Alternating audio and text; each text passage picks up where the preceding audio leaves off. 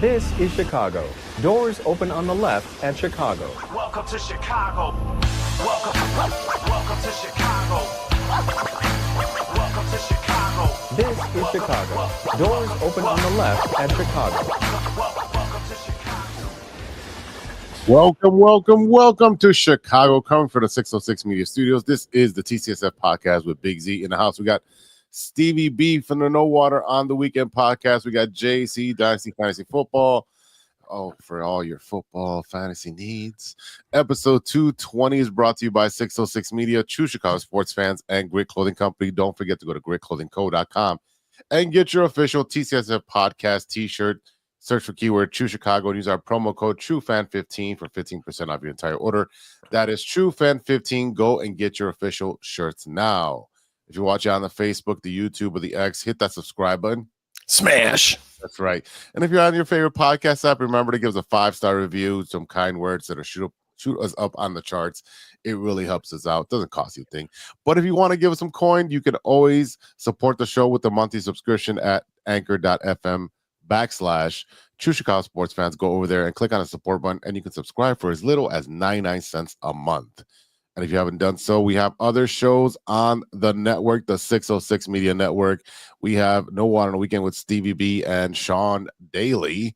Then we have the Impossicated with Big Z, where we talk to interesting people. And I swear to you, it's going to drop tonight. It's already ready. It's in the can. It's just got to hit the submit button, so it'll drop tonight. And so you'll be hearing more about the next episode of Impossicated with Big Z. But boys, how's your week been?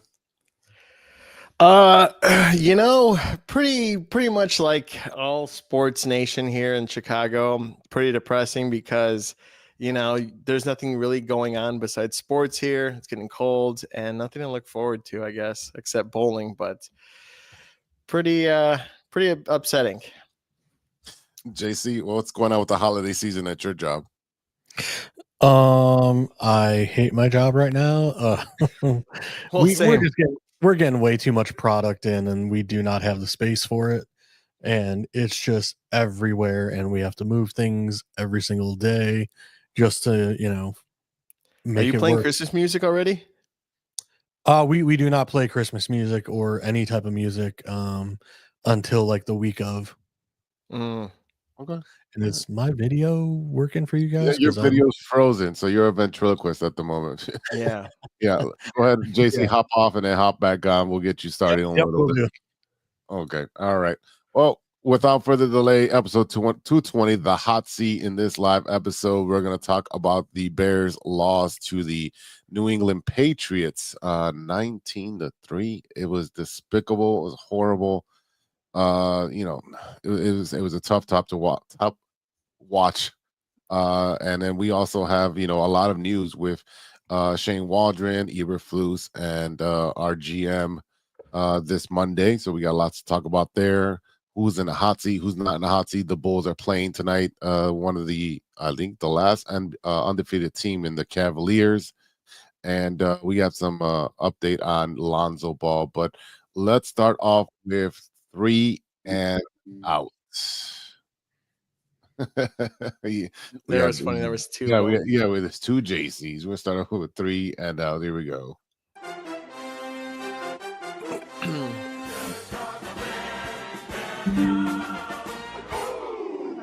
Boom, baby, boom. It's been crazy. After the third straight loss, a 19-3 defeat to the New England Patriots, Eberflus said that any changes made are ultimately my decision.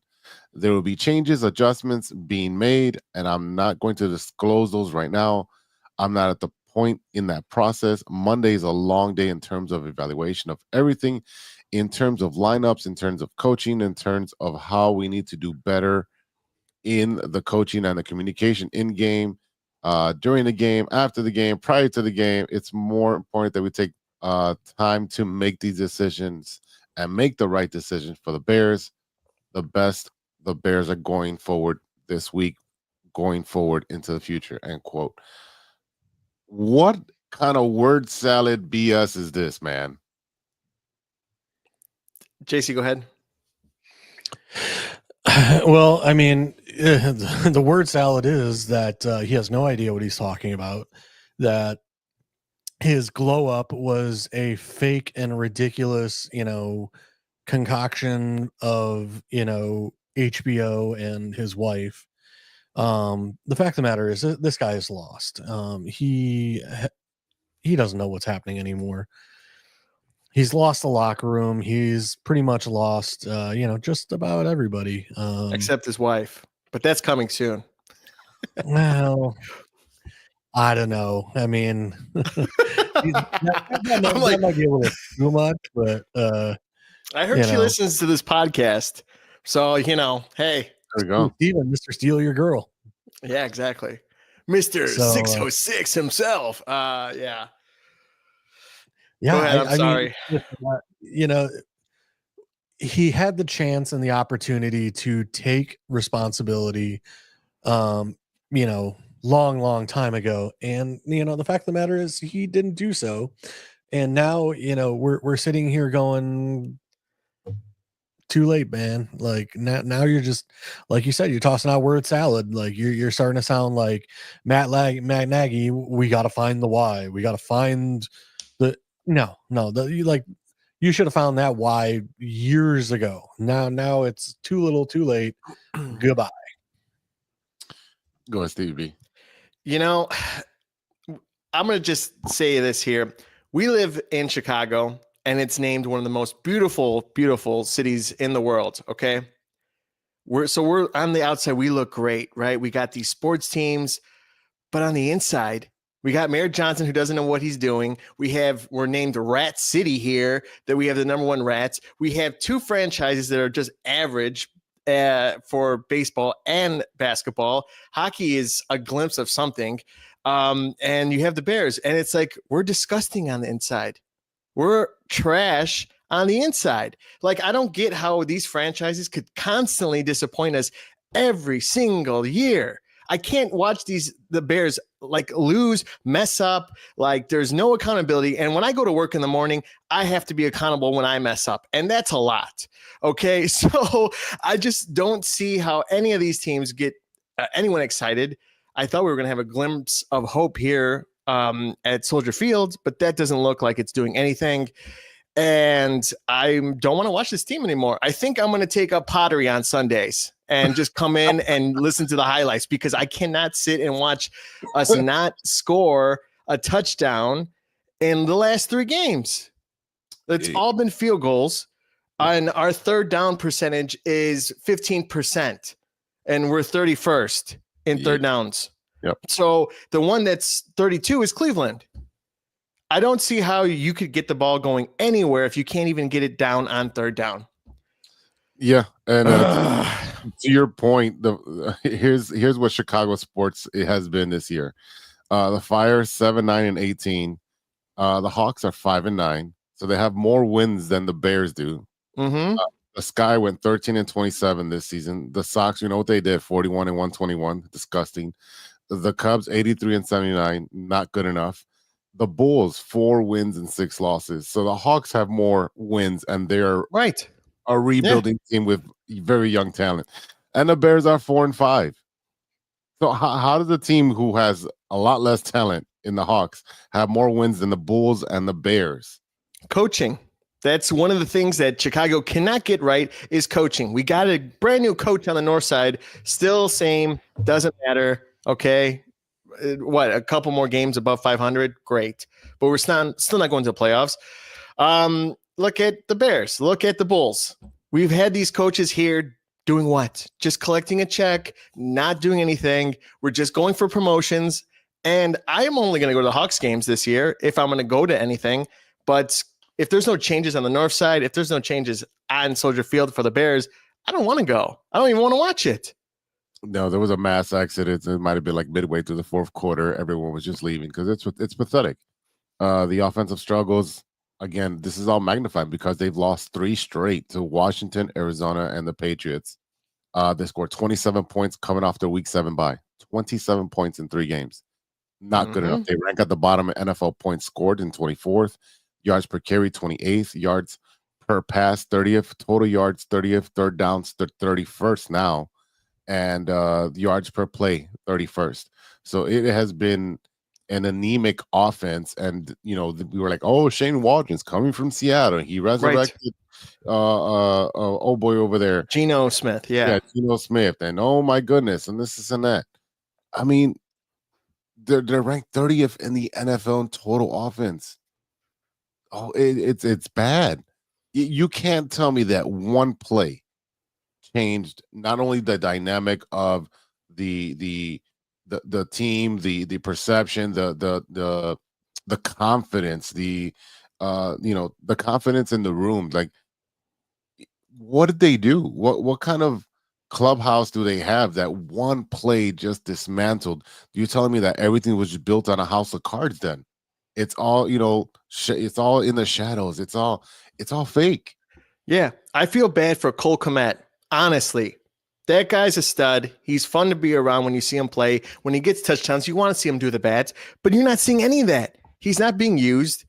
He's actually not even, I don't know if he's on there. He's just blocking most of the time. He is blocking. I mean, you have too many mouths to feed and no one's getting the ball. That's the worst part. Well, no one's getting the ball because the offensive line is Swiss cheese, and everyone's getting hurt. There's no real starters on there anymore. So it's run the ball. Run the ball. Take. I don't think they ran the ball more than once at a time. They didn't run any consecutive running plays.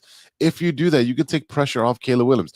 They were literally coming straight through the offensive line into the huddle and taking out Caleb Williams. Now, yes, he's been holding it for 7 seconds. Yes, but he's trying to play hero ball because the team is garbage. The play calling is garbage.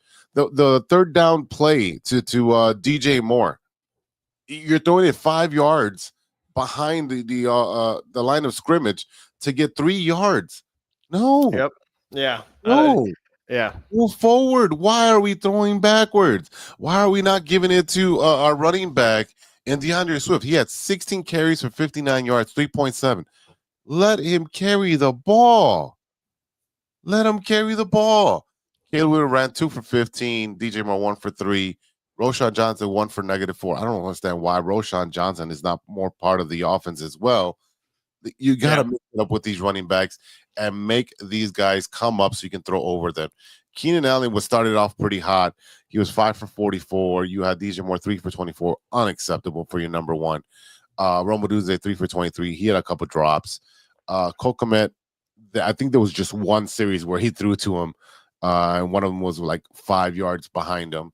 It's just really bad on offense. The fact that he only had a little bit over 100 yards, 120 yards of passing yards. This isn't 1974, where they ran the ball and they optioned to throw it once in a while. Offenses are throwing 300. What are the what's his name? Over in the Monday night, was it Monday or Thursday night game with Cincinnati and who's playing Cincinnati last time? Baltimore. That was Thursday. He threw for 500 yards. Mm-hmm. 500 yards. I understand that's not sustainable. That's an outlier. But the fact that he also doesn't have an offensive line and is able to get, they're able to get open. Right. What's the difference? What is the difference? It's got to be play calling. It's got to be how you're preparing for your opponent. You're playing the 2-6 or 2-7 Patriots.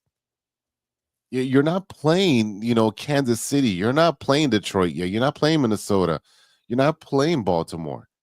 It's really bad that you're this soft part of the question schedule, and they're just laying an egg. Mike's got a question over here. It says, how is it that teams like the Vikings are able to turn their mediocre from mediocre to below average team to a first place team without the first round pick, future quarterback, or any adding after Aaron Jones? Pretenders or not, they still had in the division. It's called coaching. It's called being prepared for your opponent. It's called scheming. We have a lot of weapons. I mean, there's ways to be able to use this. Caleb was not out of the pocket unless he was running for his life. Like, you got to move that kid out of the pocket, move different looks to the defense. They were just literally just salivating just coming through that offensive line. So I don't know what to tell you boys, but this is not going to get any better. No, and we're going against Green Bay. Like, are you? This is like the worst scenario going into. At least if we would have won, we had some confidence going into that game. Now it's like, oh, we're gonna lose. That's okay. We're gonna lose. We're fine. Nothing's gonna change. Yeah, unfortunately, with our offensive line, there's nothing we can do. You know, we would have better chance of sandbags in New Orleans against Katrina than our offensive line holding any water. I mean, this is ridiculous. I mean, you literally, they are sending 7, 8, 9 guys at a time because they know our offensive line can't do anything. And Shane Waldron's running 15-yard plays down the field where it takes 3-4 seconds for our guys to get open. Dan Orlovsky broke down our offense today on ESPN, and he ran one play where he's like, you have 4 wide receivers with their backs turned. Yep. When Caleb is ready to throw the ball. Then he went to the next play. He goes, in the next play, you have 4 wide receivers, 3 set to the left, 1 to the right, which was Keenan Allen on the right by himself. And then once the play develops and starts, all 4 wide receivers are on the left side of the field within a 6 by 6 yard box of each other.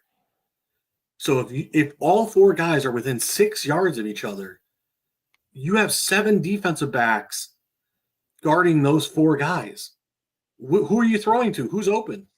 When you have that many defenders, like, you're not using the width of the field.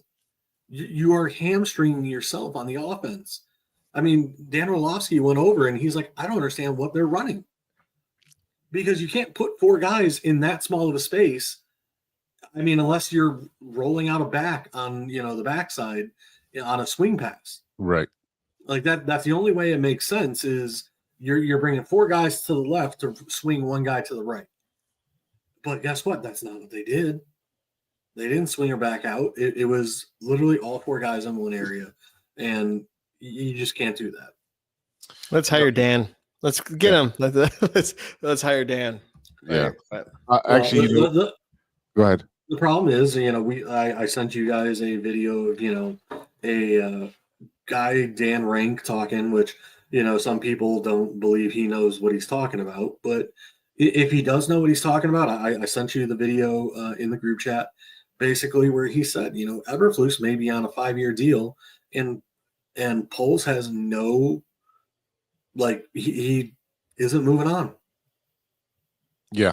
Yeah, and how is it that everyone in Chicago can sit here and look at this guy and say he has screwed up challenges, he has screwed up timeouts, he has not taken responsibility for allowing a 15-yard pass play before a Hail Mary, and then took no accountability, saying, oh, that play didn't matter. My ass, that didn't matter. Mike's chiming in and says, fine, the coaches sucks, but they don't have the masterminds of Minnesota either. And at the end of the day, I agree with the line sucks, and the coaching is going to improve these bums at this point. We need guys that have played together for at least a couple of years and gel, and they'll never spend an entire draft on getting O-lineman.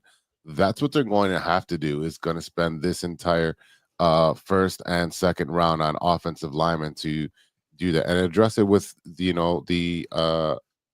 the free agency, because they have about 75 million that they'll have to spend at that point. So they have the ability to spend money and put into drafts capital. So they have to address it there, and it has to be addressed ASAP, because right now I don't see them winning another game. No, absolutely not. They're not going to beat the Packers. They're not going to beat the Vikings. They're not going to beat the Lions. They're not going to beat the Niners, who are going to get healthy. McCaffrey just came back, so they're going to get really healthy. Then you've got the Vikings again, the Lions again, the Seahawks, another high-octane offense. And they close out with the Packers on January 5th. Israel No. saying he would spend the next 4 rounds on offensive linemen. Well, most teams when they're rebuilding, they build within the inside out, offensive, defensive line, and start there. And as they go from there, once they have that solidified, they go, outside and get the wide receivers. They'll get, running backs are kind of a dime a dozen at these couple of years, and then they try to get a veteran quarterback while they get the rookie quarterback. That's usually the process. But I wanted to play for you guys. I stayed home today. I was able to do a lot of watching and listening to Sports Radio. But let me just play this audio clip for you. This last week that are you in crisis? And you said, no, we're not. If this isn't crisis, I don't know what it is. So I ask you again, is this a crisis that's going on right now in Hallis Hall? And how does it get addressed? We're looking at this week and this week only. We do have evidence on tape that we've played good football during the course of this year. We got to pull those experiences.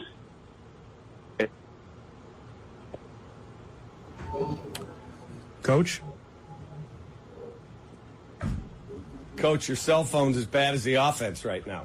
All right, we'll put them on hold and see if we can reestablish. Damn. I mean, come on, man. This is 2024. Can we get a freaking landline? I mean, what are we doing? Seriously. Get the man a phone that works, please. Any answers there that suffice? No, because he doesn't want to use the word crisis, but it is. If last week wasn't a crisis, you are in crisis. Kevin Byard says, I'm not going to go there when asked if these coaches could still, have the room. Cole Kmet 3 weeks ago was talking about the preparation. Jalen Johnson, DJ Moore. You're in crisis. Just say it. Yes, this is a freaking crisis, and we better close ranks and find a way to fix this. Because it's freaking embarrassing to have a charter franchise look that god-awful, unprepared, uninspired, and it falls at his feet. It does. Say it. Yeah, the answers are all the same, Christ, Cap. say it. Yeah, that's courtesy of Cap and J Hood on ESPN 1000. He literally went off. I was literally watching on YouTube Live, and he was just disgusted. And yeah, I get it.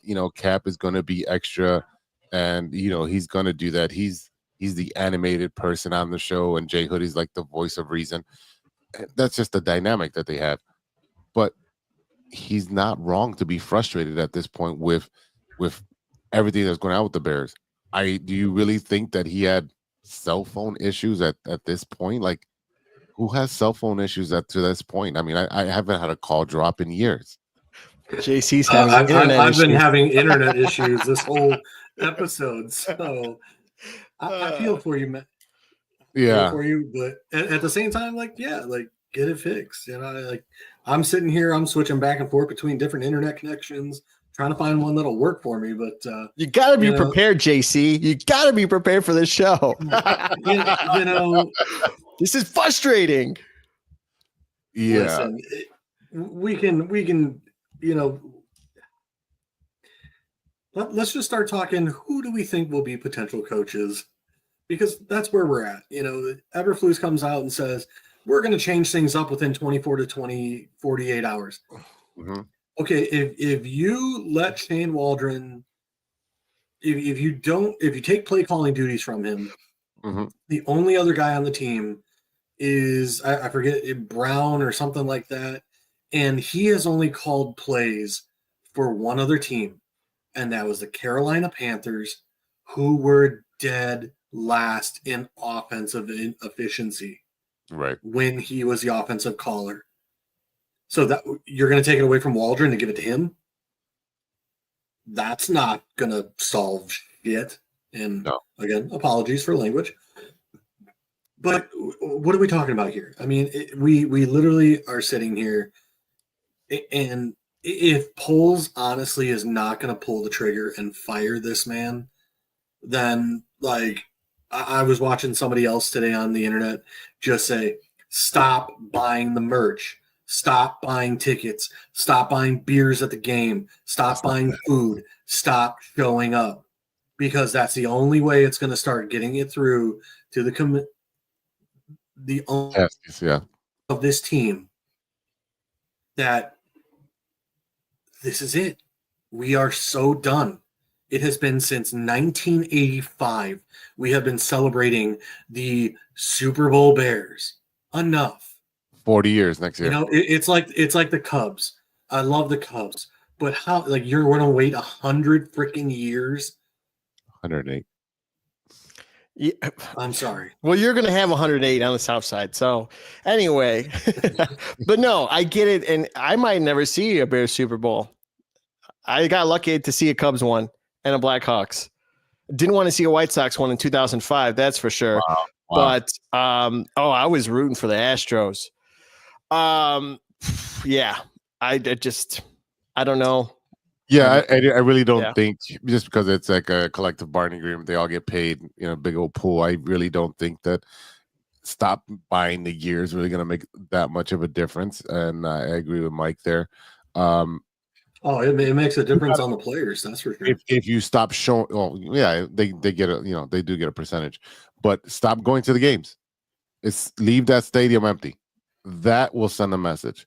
Unfortunately, we are extremely passionate about our Chicago Bears. That's the one team that unifies the entire city. Everyone is a Chicago Bear fan. It's not like at US Cellular, right? When the White Sox suck, the fans don't go, and the Cubs fans make fun of us. But I remember at one time when you guys were rebuilding, you guys weren't showing up for that rebuild either. It was empty over there on the north side before you got up. You always have people show up to Wrigley, but you get half stadiums. Yeah, and I know it's a touristy place. It's one of the oldest stadiums. I get all that. But no, I definitely agree. Like there were times where Cubs tickets you could pick them up for $5, $10, and have a great time.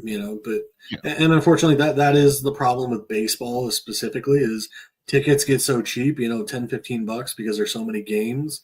That hey, let's go see a game. Let's go have a good time.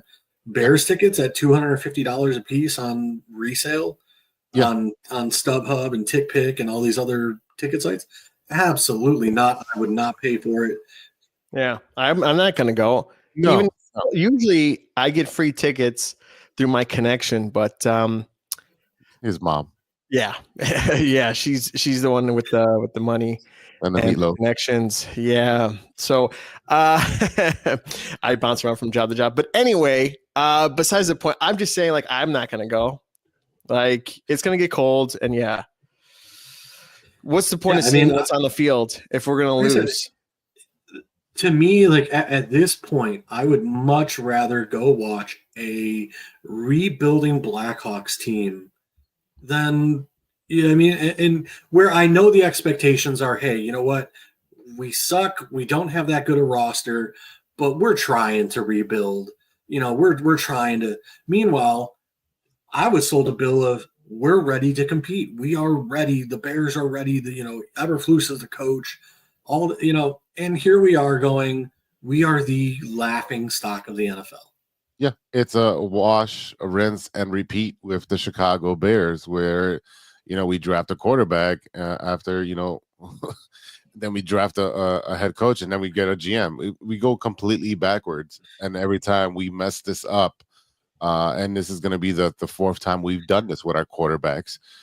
You also have the fact that if they fire Shane Waldron, this will be next year. He'll be going into his third offensive coordinator, third offense, because, college, his first year. Now there would be a new offensive coordinator now.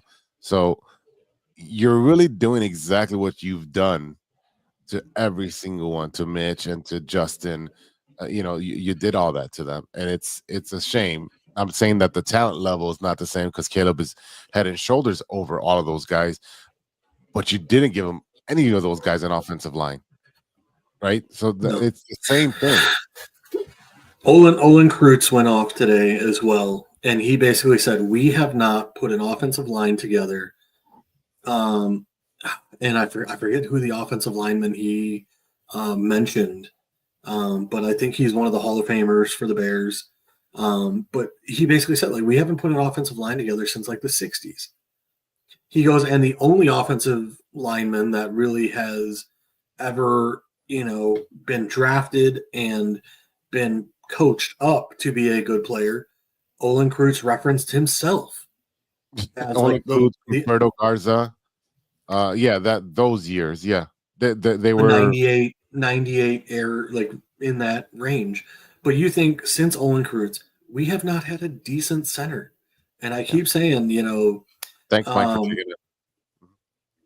it. I've been saying for a while now that Olin Kreutz, we haven't had a good center since him. I've wanted to draft Alex Mack. I've wanted to draft, a bunch of guys at the center position. I was screaming when we drafted the punter this year that there was still a center available. It's funny you mentioned the punter because right now he has more yards than Caleb Williams does this year. Oh, of course. I mean, that guy's kicking 60 yards every play. Wait, didn't Caleb said, "Hey, bro, you ain't gonna have to punt because we're gonna have a phenomenal year and we're gonna running gun." Yeah, well, I don't think Caleb expected to get sacked 9 times a game either. Definitely. Unfortunately, we have Nate Davis issues. We have Tevin Jenkins, who is in and out of the lineup every 3 plays because he's getting rolled up on or bent backwards or whatever. I mean. And I don't blame Tevin Jenkins. He's out there trying to play his tuchus off. And like I said, he's doing everything he can, but, it's all these little minor injuries. I mean, he's in and out of the game. Like I said, I don't know what we do. Like the offensive line is literally the injured reserve at this point. And Nate Davis all of a sudden has a back problem. It's a joke. Israel's chiming in. Do you think Mike Singletary would be a viable option for head coach? That is a big no. That's a big no. That ship has sailed a long time ago. He ran his course. Also, the McCaskies and our GM and they just don't want anybody that overshadows the brand, overshadows the bear. They don't want a strong head coach, an opinionated head coach. They don't want that. And Kevin Warren didn't even interview Harbaugh because he doesn't like Harbaugh from being the president of the Big Ten, and he was over there in Michigan. He doesn't like him, and I understand. Sometimes you don't want to work with somebody. I don't like them. I don't want to work with them. I get that, but when it comes to sports, you have to put that to the side. Look at the turmoil with the Bulls. Oh, they got 6 championships. And what sense? Right. Well, that's right, because they didn't put patsies in there. Look at the turmoil between Ozzie and Kenny. Well, it got him a championship. Simple as that. It's going to have to happen. With the Bears, you had Ditka and Buddy Ryan did not like each other for anything. Got him a Super Bowl. You gotta be able to trust these individuals, these bigger than life personalities to do their job, right? It's simple as that. Well, and going off of that, Cliff Kingsbury could have been the offensive coordinator, but he could have taken Eberflus's job and outshined him. And I think that's probably one of the reasons why we didn't get him. And look what he's doing in Washington. He looks like a stud calling those plays. Yeah. So again, but that's the other problem is I think Cliff Kingsbury is a better offensive coordinator than he is a head coach. Yes. I think where Sean McVay and Shanahan can kind of do both. Cliff Kingsbury, because he was trying to do both, suffered. Where, like I said, I think he's a good offensive coordinator, but sometimes when you focus on like what timeouts and different situational football, you lose track of, calling plays and et cetera. But I mean, you can solve that very easily by hiring someone to manage those type of things, as like where you can say, hey, I'm going to call offensive plays. You are going to handle timeouts and situational, and come to me and be like, no, we should really kick here, or we should punt, or we should. And you have somebody on the sideline whose job it is to give you the stats and the statistics of, hey, it's best if we kick here, or it's best if we, and then, you know what I mean, like take some of that pressure off of him so he can continue to call plays. You know, the problem right now is the Bears now, John Fox, Matt you know, Nagy. Matt Nagy, which, I mean, yeah, Nagy and Trestman were offensive. You know, then you have John Fox and Flus who are defensive. But to me, we have to get an offensive coordinator as the head coach so that the offense doesn't change year after year after year after year. Right. Right? Because even when you have a good defensive head coach and a good offensive coordinator, guess what? That offensive coordinator leaves, he moves on to the next team, he gets promoted to head coach of another team. Now you've lost your offensive identity. Now you're searching for another head coach or offensive coordinator, and then you have issues on the offensive side of the ball. This is why, you know, it has, the NFL has moved towards more of an offensive minded head coach, so that if and when those people below you get picked off to other teams, it doesn't affect your offense. Mm-hmm. Look at Andy Reid. Look at Sean McVay. Look at Kyle Shanahan. Look at all those guys who are offensive-minded coaches. Matt Nagy gets picked off from Andy Reid. Doesn't matter because Andy Reid is the guy calling the plays anyway. Mm-hmm. Sean McVay, somebody under his staff gets picked off, whether it be, you know, the head coach in Minnesota, the head coach in Green Bay, the head coach in – all these guys are under the Shanahan-McVay system. And they got picked off their teams, and now they're head coaches, and they're doing a good job.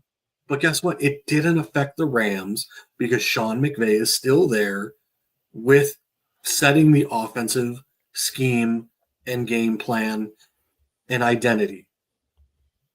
You know, and that's where I'm at. Like, to me, I've said I have one defensive head coach option for the Bears should we let Flus go. And that is Mike Vrabel. That is it. Because Mike Vrabel has taken a horrible roster in Tennessee and consistently put 9 and 10 win seasons together with a horrible offensive, you know, team. Yeah, definitely. But that's another player. I mean, another coach that is a, you know, bigger than life kind of person, a person that's gonna push back, and that's not what they want up in Hallis Hall. You know, Get over yourselves. I'm sorry.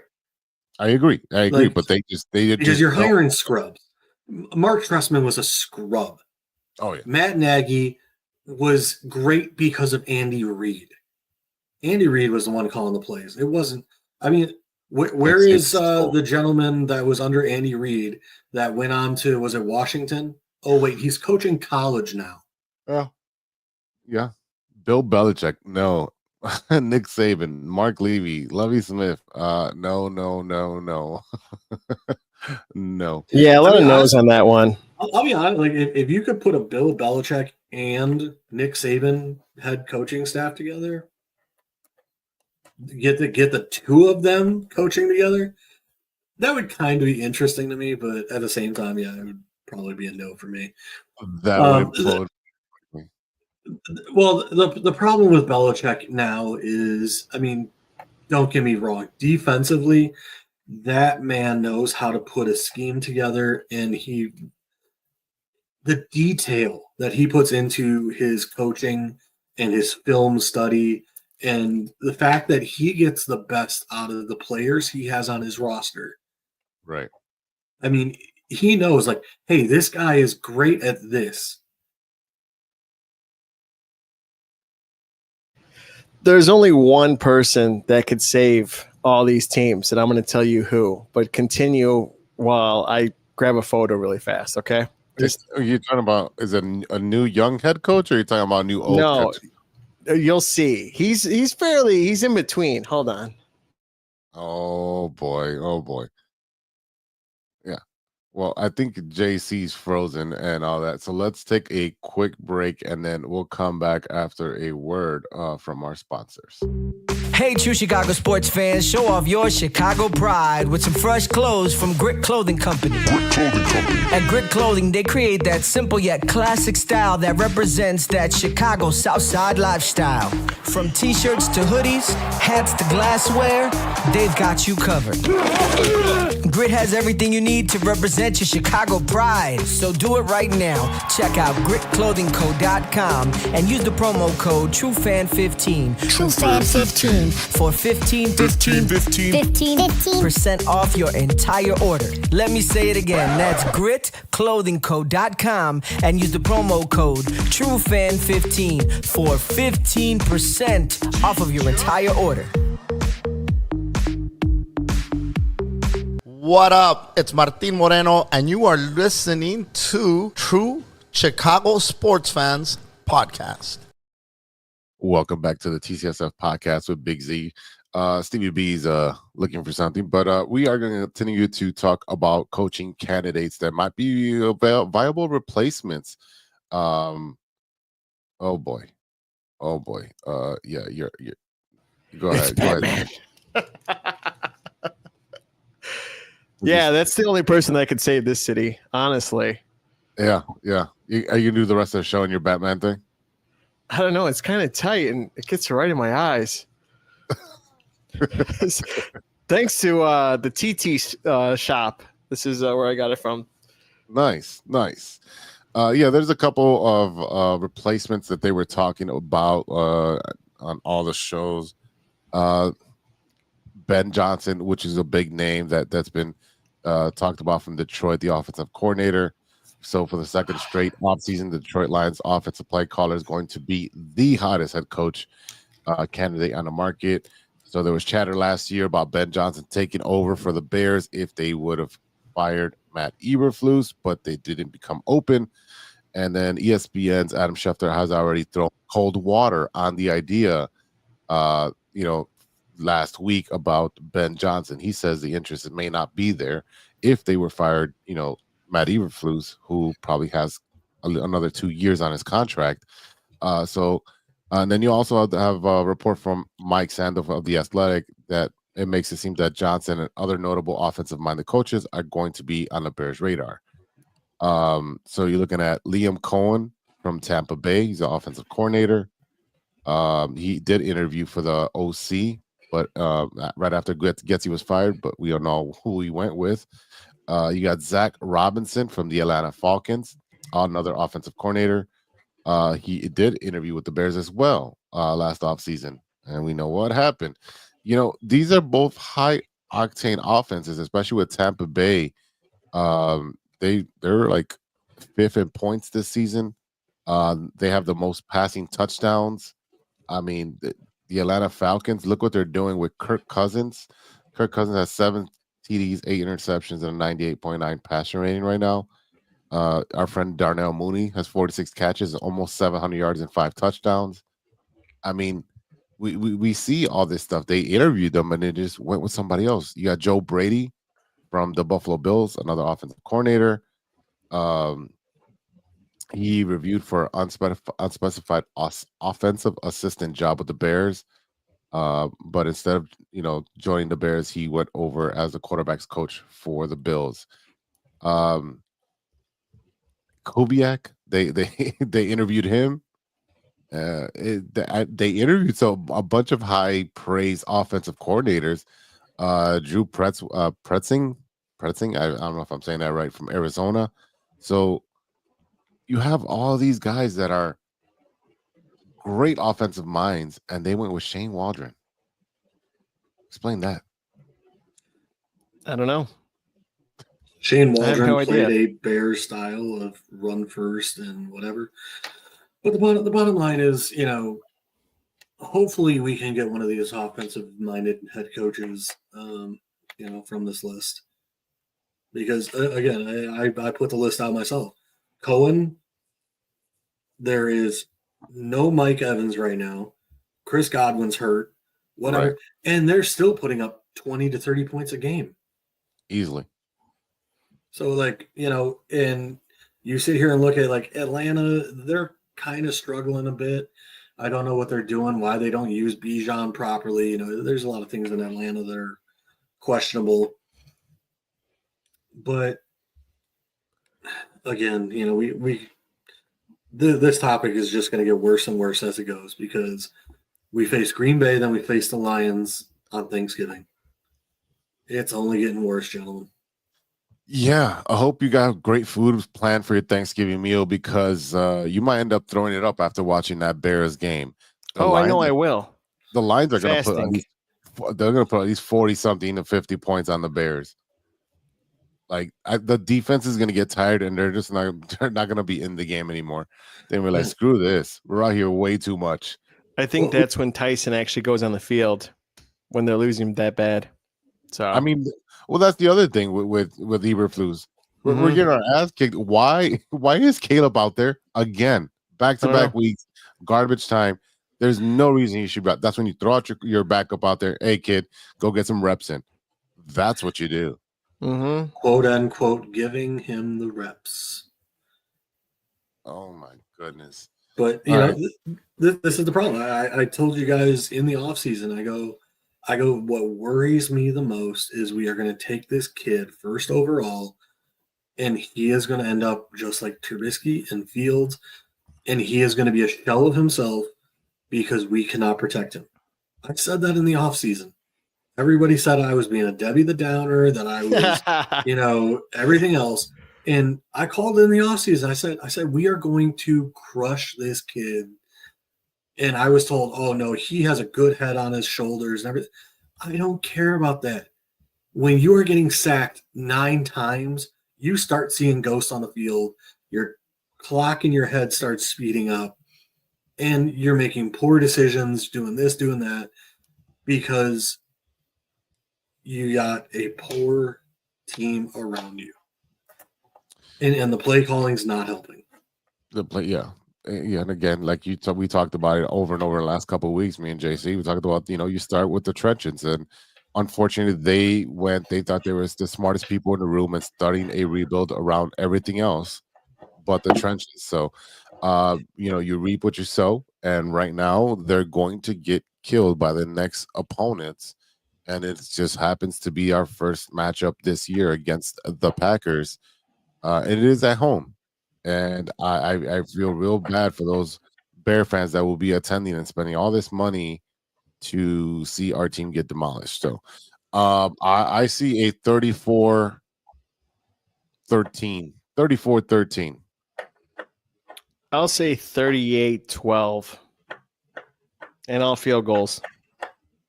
Okay, JC. How about this? 41-6. I like it. I mean, let's put this out there. The Carolina Panthers, I believe, have won 2 games in the past 2 weeks. Yeah, and Bryce Young is smiling over there now. Someone correct me, because I think the Carolina Panthers might have a pretty similar record to the Bears. And we were sitting here laughing of, oh my God, we fleeced them. They're such a horrible team. And really? I'm pretty no. Everyone looks better. Bo Nix looks great. Almost took a win against the Chiefs, right? Yeah. You have Washington's guy looking great. Drake May, not his best game, but he looked great. Right? Yeah. Panthers beat the Giants and they beat the Saints. They won the last 2 games. So if we don't win another game, we're at this point we might be hoping for a repeat of that draft where we were praying for the number 1 pick.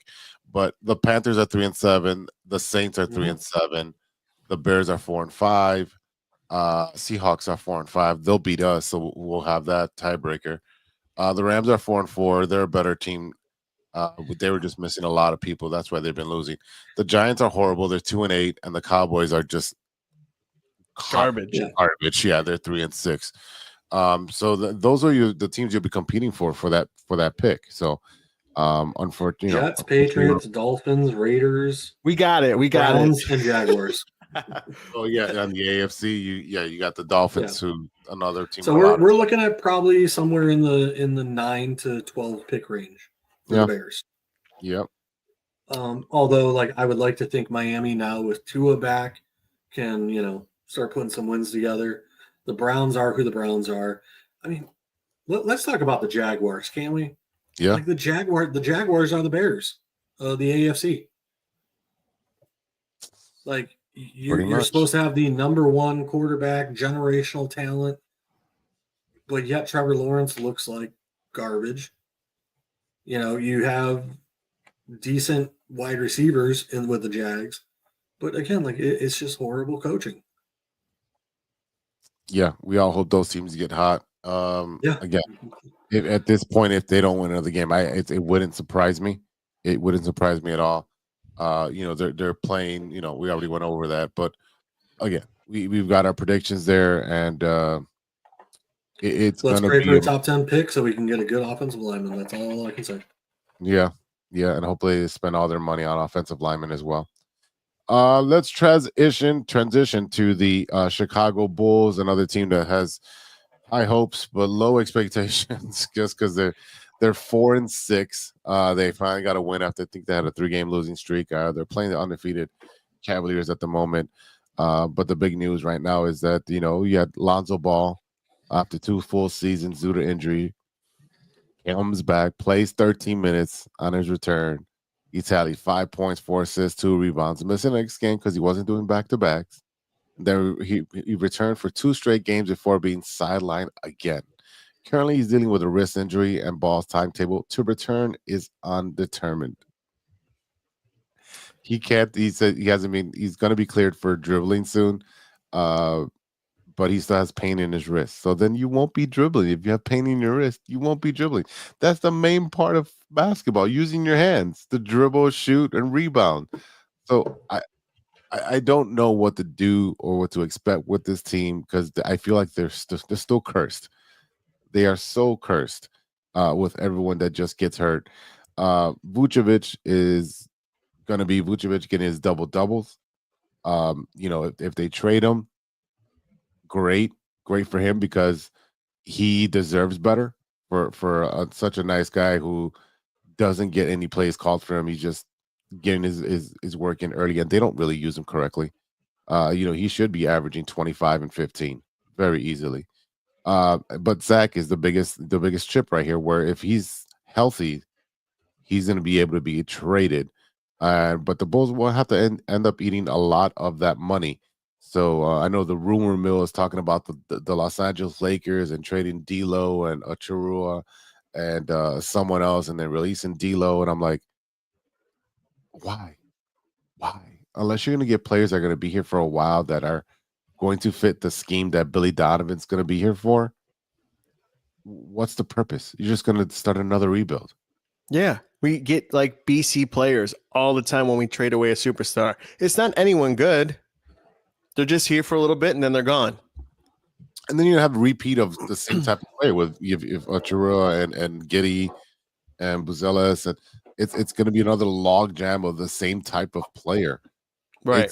I just don't understand what the Bulls are doing. And to be honest with you, I really don't see them winning more than 32 games. Yeah, I don't. You can't trade Lonzo Ball. He has a lot of money on that contract. Then he's always hurt, so no one's going to want him. So there's no point, Izzy, to even talk about trading Lonzo Ball, because you have to have value to be traded. And right now he has 0 value. And Lonzo knows that. He can just sit home and collect a check, which he's been doing for the past 2.5 years. So to him, it's guaranteed money. I just got to work out, make it look like it's going on. No, I'm not taking a shot at his character, because I'm pretty sure, the injuries were legit. But it just sucks that happens to be our team over and over. All the time. Every time. So we're going to take a pottery class, or what are we going to do here on Sundays and maybe during the week? Maybe, do some silent poetry. Silent poetry. Yeah, I don't want to hear you. Slam. I mean, honestly, I don't I'm not going to go to a Bulls game. And again, with the Chicago Sports Network or whatever the hell it's called, I haven't been able to watch crap. Oh, it's on in the living room because that's the only TV with an antenna on it. But that's my point. We get really? cheaped out of everything, and it sucks being a Chicago fan. Yeah, it's not on. It's not on. I think it's only on DirecTV at the moment, as far as one of the big players. But Comcast is like, I don't want it. Comcast is like, nah. I know someone who actually works for them. For yeah. Well, I know of her and like small talk, but not anything like crazy. But still, like you just can't launch something, half-ass it, and then now you can't see anything. And it's like, what is it? The 70s where you couldn't see the Blackhawks. That went all the way through the 90s, man. I know. It's bad. I just don't understand what the reasoning was. It to close it, to reopen it, and not have it prepared. Yeah, and it's as bad as JC's internet. Oh, whoa! I've been trying to stay quiet because I don't know if my internet will work. Every time you start talking, it just goes out. Like, you had something important to say? Nah. Nope. But, I mean, yeah, there's to get back on topic. There's talk of Vucevic getting traded, Levine getting traded, and you sit there and it's like, all right, so are we rebuilding or not? Yeah. Like what are we calling this? Average. I love that we got Giddey. He's looking like he's gonna pan out with playing the extra minutes. Getting the time that he didn't get with the Thunder. I think he's looking like a good player. Yeah, I definitely think it's a good player. But again, once Zach gets the ball, we know what happened. It's a vacuum of air. It just, he's got to get his minutes and he's got to get his shot attempts. And I get it. I wouldn't say a superstar. I would say you could say he's still an all-star. He's an all-star, right? He's not a superstar. He's a 2. Yeah. He's not the number 1 guy on a team, but he's a 2. I would say he's a 3+. Like he could be a 2, but he's not as consistent. And again, his type of play was a slasher, dunker, short, mid-range. And once everyone went with the 3-ball, he's like, yeah, I want to be a 3-point shooter too. And yes, can he get hot? Yeah, any of these NBA players can get hot and shoot threes. But can you do it consistently? No. Even Steph's not even shooting threes consistently anymore. Like, before you'd be like, oh, Steph's going to go and shoot 8 threes. No, he's not doing that anymore. If he's getting 4 off, it's different. But again, that's another player, Terry. Yeah, that is not getting a lot of time at the end of the bench. I don't know what they're doing because they have a lot of repetitive players. So how do you build chemistry when everyone's role is kind of the same? Vooch doesn't, he'll get his 10 rebounds, but he's not fighting for rebounds. They're just coming to him. Patrick doesn't do much.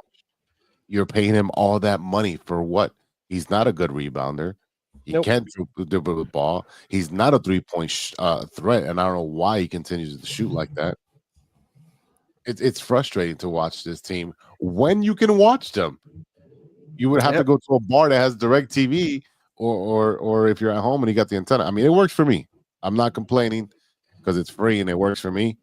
But at the same time, if you want to go to a bar and they don't have it, like, well, we can't offer, or they have to order, or I don't know, get a Temu app. I don't know what kind of app you got to get, or if you do the other kind of streaming that we will not think. Right. So it's hard, and again, this is going to be them drafting again in the 9 to 14 slot again because they're going to stay in the middle. Even if they trade these guys, right? If they trade Vooch and they trade Levine, they still have enough talent with Kobe and Ayo to win 32 games. Right. So we're still going to be stuck in the middle. Well, if they Israel, if they tank, they can go after the kid from Duke. Who's going to be number Cooper Flag. Yeah, Cooper Flag. So they need to. I don't think the Bulls will be that bad that they can stand him. Not at all. There's no way they'll be that bad. I mean, let me look up the standings right now. I'm not going to go to games. I'm not going to support. I'm not going to watch them. I'll watch highlights when we talk about it on the show, but I think that's the most they're going to get from me. You know what's wild is that the Raptors, Bucks, Sixers all have 2 wins. Yep. And that's weird because, Embiid has been, I think that's fined because he was criticizing somebody who criticized him. And because they were like, oh, he's not going to play back-to-backs. I mean, he's a big dude. And I understand. I'm not a fan of, load management, but I understand it. And, for those, especially those bigs with their, size 16 shoe or whatever it is, 23. The Jazz are 2-7, Trailblazers 3-8, Pelicans. The Nuggets are what? Just as bad. Actually, the Nuggets are 7-3. Oh, yeah. So you're looking at the Warriors, Suns, Thunder, Nuggets, Grizzlies would be your top tier teams on that side. And on the Eastern Conference, obviously the Cavaliers, Celtics, Pacers. Oh, not the Pacers. They're 5-5. It's just the Celtics and Cavaliers. Everyone else is either below 500. Yeah. It's really bad basketball right now. And that's just the NBA. No one really cares at this moment until maybe like Christmas when it starts ramping up for them. So it's not a product that I want to see. Yeah, I'm just to talk about it. There's going to be 3 teams that come playoffs, and that's it, because they're super teams. So it's like it's kind of like, the NBA doesn't matter till playoffs start. Yeah. The Bulls are they can move the ball all they want, but I guarantee you they're going to lose. I guarantee you they're going to lose. I mean, they've won what, 2 games of the last 6? Yeah, they're Eastern Conference. They beat the Magic and they beat Atlanta. Atlanta last night. And and they couldn't beat them last year. Last season they couldn't beat them. Yeah. So they're 1-3 at home, 3-3 away, and they got they just won. So again, there's going to be a lot of movement that's going to happen with the Bulls, and I hope it does happen just because I'm sick of seeing the same exact thing. Oh, Bulls 85s, Cavaliers 76. Good time to place a bet in for them to lose, guys. Yeah, let's do it. Let's all do it on our favorite app and betting site here on 6. I'm just kidding. No, we don't. We're not sponsored by them, so we're not going to give them any publicity. But I don't have any Blackhawks news. Do you have anything for the Blackhawks, TVB? They beat the Minnesota Wild last night in overtime, which was great. It's kind of like a miniature rival kind of thing because it's so and so. I mean, there's nothing much going on. They're playing hard. Defensively, they just can't defend playing against good teams. It's not going to be pretty. You're going to see them lose maybe by 2 or 3 goals for sure. But I mean, a win's a win and they're scrappy. So I'll take it. But in the meantime, I wore my Chris Chelios jersey last night. Nice. So, which was cool. But I was debating on going to the bar that's right by the United Center. I was like, you know what? I'm home. I'm comfortable. I think I'm going to stay at home. So I was just getting notifications on my phone.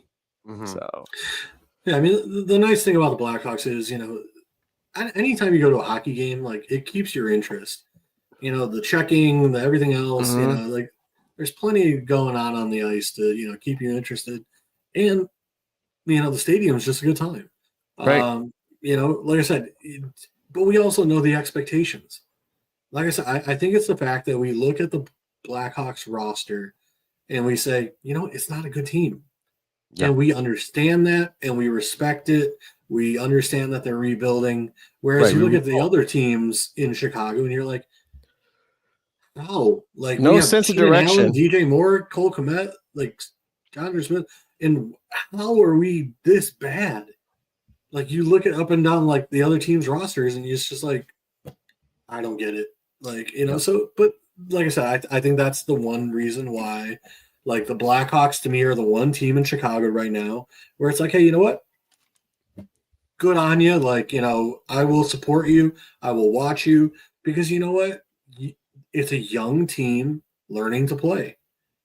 Connor Bedard's what, 20? Mm-hmm. Yeah. I mean, come on.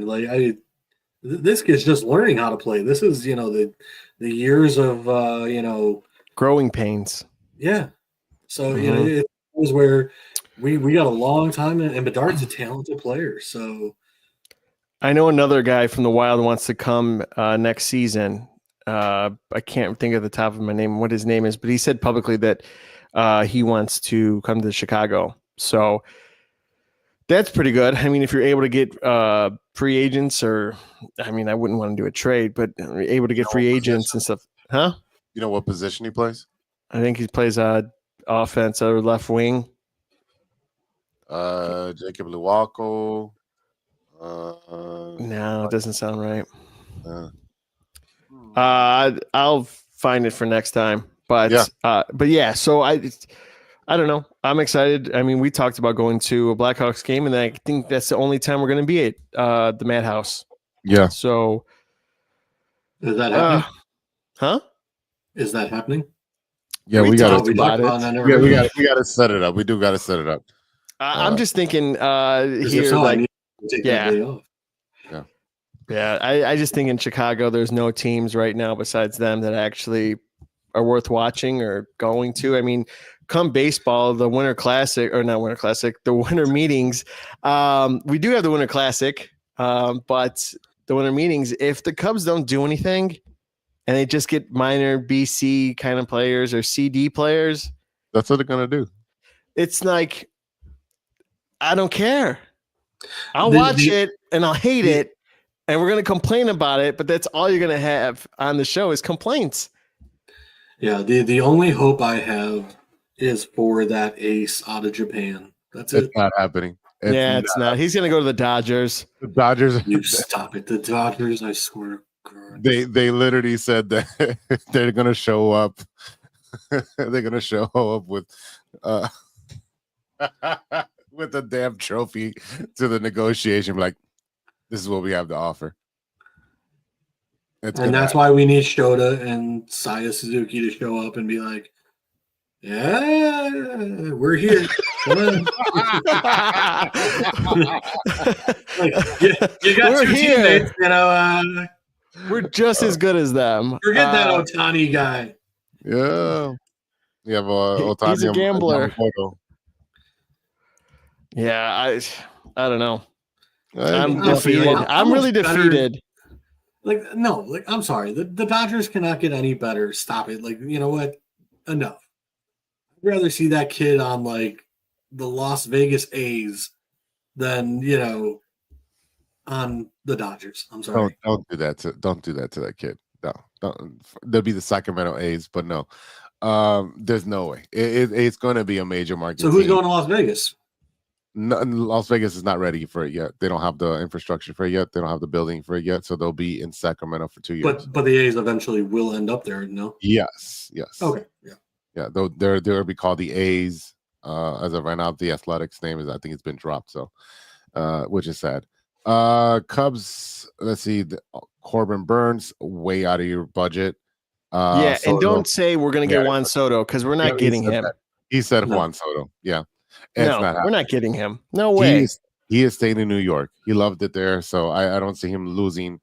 He might go to the Mets because the Mets, they'll empty out the pockets and will give more. But with Soto, I read everything that just said East Coast. Yeah, so he's Mets, New York, with Boston. The Mets. Yeah, if it's the Mets or the Yankees, Boston may come up with a great offer. I'd be okay with that. Yeah, so would I. I mean, he would mash out there that little park. So yeah, he beat that Green Monster. I don't see Pete Alonso going to the Cubs just because you have a long jab at first base. You have 2 first basemen already, so that's gonna happen. We talked about that last week. So I've got nothing else. I'm gonna go watch some football and basketball at the same time while I edit this show. Can I throw a quick go for it. Stir in the pot? Quick stir in the pot. Let's do it. Do I got a boxing bell? I think let me get to my. It's perfect because that's what we're talking about. Oh, look at that. Where's my boxing bell? Ding, ding, ding. Oh, I'm gonna have to go to the soundboard. Oh. Will it work on the soundboard? Yeah, it should work. Here we go. Come on, hit me. All right, we're gonna start out with stirring the pot. There you go. So my stirring the pot this week is we obviously have a boxing match coming up. Oh yeah. Jake Paul versus Mike Tyson. Does Mike Tyson, at his age, have what it takes to take down the younger boxer, less experienced boxer? I would say if this was a regular boxing match and it wasn't like a Jake Paul where it's all publicity, yeah, I would say Mike Tyson knocks the dude's head off. But because it's Jake Paul, he's kind of like Mayweather, where he's not going to take a fight, he's going to lose. And he's there to make money. Yeah. And I know they did some funky stuff with the rounds and the lengths and so it's an official boxing match now. Yeah, they changed all that. It's an official boxing match. So, I think it's 2-minute rounds. I think it's like 2-minute rounds or 8 rounds, right? Yeah. Obviously he's like 65, of course. But I mean, can we be honest? Like I kind of want to see Mike Tyson take his head off. Yes. Like yeah, I'd like that. I would love that. Let's go, Mike Tyson. 30 seconds in and out. Let's go. Well, I mean, I don't know that I want the match to be that quick, but I do. I do. I'd love that. Like round 3, just have Jake in the corner, just going at him to just make him cry for his mommy. I would love to see it. Or Jake Paul bites off Mike Tyson's ear. Yeah. Oh man. I mean, I honestly thought the fight was canceled, and I didn't even know it was coming back. It got rescheduled. Yeah, it got rescheduled. So it's gonna be, I think it's in like 2 weeks, right? In November. Yeah, I think it's a week or 2 weeks. Yeah, it's sometime this month. It'll be which is why I wanted to bring it up as the stirring the pot, because after Thanksgiving or before? I think it's before Thanksgiving, so it might be next week. Yeah, take care, Izzy. Thanks for joining. So I'm gonna go with Mike Tyson just because I watched him fight, and he's a monster in the ring, and he said he's gonna bring out Iron Mike Tyson, his persona, back for this fight. So I'm going Iron Mike. Yeah, I'm gonna do the same thing. Sorry, I'm trying to look up the date of. Oh man, I think everyone last night cried themselves to sleep after that loss and a victory. I definitely. I had a very long Sunday. Went because I seen one of my high school friends, Beto, at one of his establishments. So I watched the Bears game there. Then November 15th, so it's this weekend. Wow, that was quick. Yeah, it's in 4 days. So good thing I brought it up this weekend, not next week. Yeah. Like I said, I mean, you know what? As much as Tyson has been training, like I really want to see him take it to him. Like I would just love to see like Tyson's. I mean, dude looks jacked for his age. I mean, I just want to see like, was it the last Rocky movie where they're like, you lost your speed, you lost your blah, like all you got left is your power. Remember, Mickey loves ya. Israel's delusional, saying the Bears are going to win 24-21. All right, Izzy. Oh, 41-6. 41-6, sir. Yeah. It is it's going to be a blowout. Yeah. Well, let's keep saying we're going to get blown out, and maybe you'll make them win. I guess some reverse psychology. Yeah. I'm for it. Although at the same time, I still want that top 10 pick. So, Yeah, that'd be nice.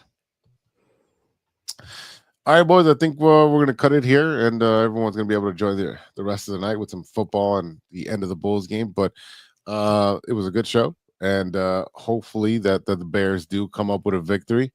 But we're not hopeful. I mean, we're hoping for it, but realistically, it's not going to happen. So it's going to be a very bloody loss. So it's going to be bad, and I really hope that Caleb comes out of this unscathed, and it's not 9 sacks again. So it might be more. I hope not. I hope not. I say 12. 12. All right, everybody. That's it. Start taking the over/under. Take the over/under. Thank everyone for listening. Thank you to our listeners, our watchers. for sticking and supporting us through 220 episodes. A thank you to our sponsor, 606 Media, True Chicago Sports Fans, and Grit Clothing Company. You know what to do when you get to gritclothingco.com. Check us out on social media, the TCSF Pod on Twitter. You can find us on Facebook, IG, Spotify, iTunes. We're on YouTube. Hit the subscribe button so you get notifications every time we post videos. And I post shorts. I post a lot of shorts on there. So give us some love by sharing those and liking those. You can reach us at True Chicago Sports Fans at gmail.com for any topics about stirring the pot. Maybe you have a film or a show you want us to talk about at the end, or if you want to argue about any sports topic. You can also find all of our shows at 606media.com. It's updated as soon as we post them. So check out the new website. All right, y'all, for Stevie B and JC Dynasty Fantasy Football, I am Big Z. We'll see you next time for episode 221. And until then, be good to each other for the love of sports.